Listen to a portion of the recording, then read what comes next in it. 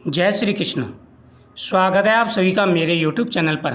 आज मैं आपको पूर्णमासी की कथा सुनाने जा रहा हूँ। यह कथा स्वयं भगवान श्री कृष्ण ने माता यशोदा को बताई थी। इस कथा के श्रवण करने से हर मनोकामना पूरी हो जाती है और साथ ही पूर्णमासी के व्रत का फल प्राप्त होता है। द्वापर युग में एक समय की बात है कि यशोदा जी ने कृष्ण जी से कहा कि हे कृष्ण, तुम सारे संसार के उत्पन्नकर्ता, पालनकर्ता तथा संहार करता हूँ। आज कोई ऐसा व्रत बताओ जिसके करने से मृत्युलोक में स्त्रियों को विधवा होने का भय न रहे तथा यह व्रत सभी मनुष्यों की मनोकामनाएं पूरी करने वाला हो। श्री कृष्ण कहने लगे, हे माता, तुमने अति सुंदर प्रश्न किया है। मैं तुमसे ऐसे ही व्रत को विस्तार पूर्वक कहता हूँ। सौभाग्य की प्राप्ति के लिए स्त्रियों को यह व्रत अवश्य करना चाहिए। यह व्रत 32 पूर्णमासियों का व्रत है। इस व्रत को करने से स्त्रियों को सौभाग्य संपत्ति मिलती है। यह व्रत अचल सौभाग्य को देने वाला और भगवान शंकर के प्रति मनुष्य मात्र की भक्ति को बढ़ाने वाला है। यशोदा जी कहने लगी, हे कृष्ण, सर्वप्रथम इस व्रत को मृत्युलोक पर किसने किया? इसके विषय में विस्तार पूर्वक मुझसे कहो। श्री कृष्ण जी कहने लगे कि इस भूमंडल पर एक अत्यंत प्रसिद्ध राजा चंद्रहास से पालित अनेक प्रकार के रत्नों से परिपूर्ण कात्का नाम की नगरी थी। वहाँ धनेश्वर नाम का एक ब्राह्मण था और इसकी स्त्री अति सुशील रूपवती थी। दोनों ही उस नगरी में बड़े प्रेम से साथ रहते थे। घर में धन्य दान आदि की कोई कमी नहीं थी। उसको एक बड़ा दुख था, उनकी कोई संतान नहीं थी, जिस वजह से वह बहुत दुखी रहते थे। एक दिन एक बड़ा तपस्वी योगी उस नगरी में आया। वह योगी बाकी सभी घरों से भिक्षा मांगकर भोजन किया करता था, लेकिन उस ब्राह्मण के घर से भिक्षा नहीं मांगा करता था। एक दिन योगी गंगा किनारे भिक्षा मांगकर प्रेम पूर्वक खा रहा था कि धनेश्वर ने योगी को यह सब करते देख लिया। अपनी भिक्षा के अनादर से दुखी होकर धनेश्वर योगी से बोले, हे महात्मन, आप सभी के घर से भिक्षा लेते हैं, परंतु मेरे घर की भिक्षा आप कभी नहीं लेते। योगी कहने लगे, आपके धर्म हमें इस बात की आज्ञा नहीं देते, क्योंकि अभी आप गृहस्थ जीवन में एक सुख से वंचित हैं। आपके घर संतान होने पर मैं आपके घर की भिक्षा अवश्य स्वीकार करूँगा। उन्होंने कहा कि जैसे संतान नहीं है, उसके घर से भिक्षा लेने से मेरे पति हो जाने का भय है। हे धनेश्वर, यह बात सुनकर के तुम दुखी मत हो, लेकिन यह सच है। धनेश्वर यह बात सुनकर के बहुत दुखी हुआ और हाथ जोड़ करके योगी के पैरों पर गिर पड़ा तथा दुखी मन से कहने लगा कि आप मुझे संतान प्राप्ति के लिए उपाय बताइए। आप सर्वज्ञ हैं, मुझ पर अवश्य कृपा कीजिए। धन की मेरे घर में कोई कमी नहीं है, लेकिन मैं संतान न होने के कारण अत्यंत दुखी हूँ। आप मेरे इस दुख का हरण कीजिए। यह सुनकर योगी कहने लगे, तुम चंडी की आराधना करो। घर पहुंचकर उन्होंने यह सारी बात अपनी पत्नी को बताई और खुद वन में चला गया। वन में पहुंचकर उसने चंडी की आराधना की और उपवास किया। चंडी ने 16वें दिन उसको दर्शन दिए और कहा, हे धनेश्वर, जा तेरे पुत्र होगा, लेकिन उसकी आयु सिर्फ 16 वर्ष की होगी। 16 वर्ष की आयु में ही उसकी मृत्यु हो जाएगी। अगर तुम दोनों स्त्री और पुरुष 32 पूर्णमासी का व्रत करोगे तो यह दीर्घायु हो जाएगा। जितनी तुम्हारी सामर्थ्य हो उतने आटे के दिए जलाकर शिवजी का पूजन करना, लेकिन पूर्णमासी 32 ही होनी चाहिए। सुबह होते ही तुम्हें इस स्थान के पास एक आम का पेड़ दिखाई देगा। उस पर चढ़कर एक फल तोड़कर अपने घर चले जाना। अपनी स्त्री को इस बारे में बताना। सुबह स्नान होने के बाद वह स्वस्थ होकर शंकर जी का ध्यान करे, उस फल को खा ले, तब भगवान शंकर की कृपा से उसको गर्भ हो जाएगा। जब वह ब्राह्मण उठा तो उसे उस स्थान पर आम का पेड़ दिखाई दिया और वह उस पेड़ में फल को तोड़ने के लिए चढ़ा, लेकिन वह पेड़ पर चढ़ा और काफ़ी कोशिश की, पेड़ पर चढ़ नहीं पा रहा था। यह देखकर उसे बड़ी चिंता हुई। उसने भगवान शिव की उपासना की और कहा, हे दयानिधि, अपने भक्तों के विघ्नों को दूर कीजिए। आप सभी के विघ्नों को दूर करते हैं, भक्तों की रक्षा करते हैं। उनके मंगल कार्य को करने वाले, दुष्टों का नाश करने वाले, रिद्धि सिद्धि देने वाले, आप मुझे इतना बल दें कि मैं अपनी मनोकामना पूरी कर सकूं। इसके बाद वह पेड़ से फल तोड़कर अपनी पत्नी के पास पहुंचा। उसकी पत्नी ने अपने पति से के कहे अनुसार उस फल को खा लिया और वह गर्भवती हो गई। देवी की कृपा से उसे बहुत सुंदर पुत्र पैदा हुआ। उसका नाम उन्होंने देवीदास रखा।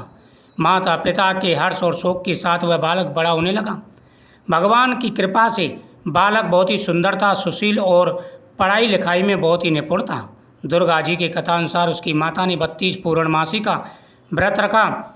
जैसे ही 16वां वर्ष लगा, दोनों पति पत्नी बहुत दुखी हुए।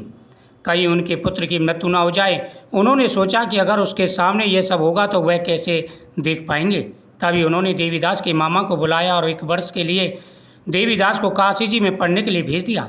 1 वर्ष के बाद उसे वापस लेकर जाना। देवीदास अपने मामा के साथ एक घोड़े पर सवार होकर चल दिया। उसके मामा को भी यह बात पता नहीं थी। दोनों पति पत्नी ने 32 पूर्णमासी का व्रत किया।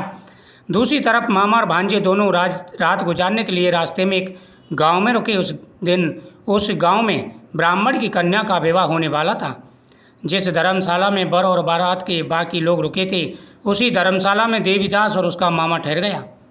उधर कन्या को तेल आदि चढ़ाने के बाद जब लग्न का समय आया तो वर की तबीयत खराब हो गई। वर के पिता ने अपने परिवार वालों से विचार विमर्श करके कहा कि यह देवीदास मेरे पुत्र जैसा ही है, मैं इसके साथ लगन करा दूंगा और बाद में बाकी सारे काम मेरी बेटी के साथ पूरे हो जाएंगे। ऐसा करने के बाद वर के पिता देवीदास को मांगने के लिए उसके मामा के पास गए और उन्हें सारी बात बताई। मामा ने कहा कि कन्या दान में जो कुछ भी मिलेगा वो हमें दे दीजिएगा। वर के पिता ने बात स्वीकार कर ली। उसके बाद देवीदास का विवाह कन्या के साथ संपन्न हो गया। उसके बाद वह अपनी पत्नी के साथ भोजन कर रहा था